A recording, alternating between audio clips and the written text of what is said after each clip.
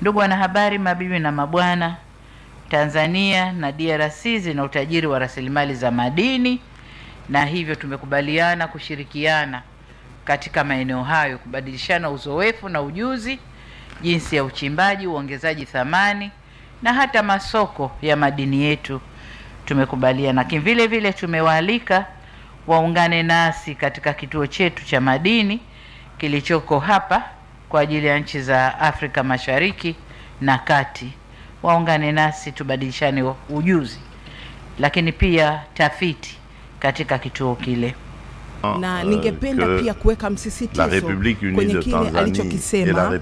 kwamba Jamhuri ya Muungano wa Tanzania pamoja na DRC Congo wameamua kupitia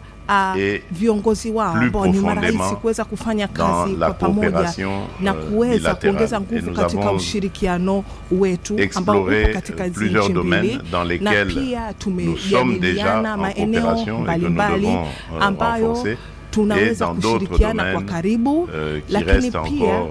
tumeangalia maeneo mengine ambayo tunaweza tukatumia hizo fursa kushirikiana kwa ukaribu. Kwa hiyo ndio maana tuliamua kuchukua uamuzi wa kuweza kufufua tena pour que